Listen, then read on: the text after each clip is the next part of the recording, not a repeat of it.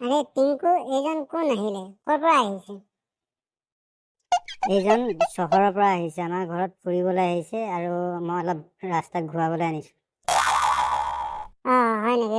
মোৰ অলপ পেচাব লাগিছে, মুতিব লাগিছে, মই মুতি লওঁ। ঐ, এনেকে যে ৰাস্তাতে মুতি দিছে, মানে পুলিচে নধৰে নেকি? এনেকে ৰাস্তাই পদূলিয়ে পেচাব কৰিলেতো পুলিচে ধৰিব।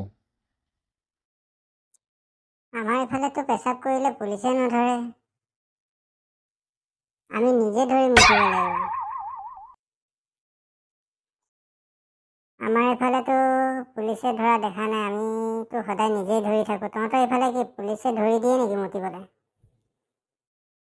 সেইটো ধৰাৰ কথা কোৱা নাই।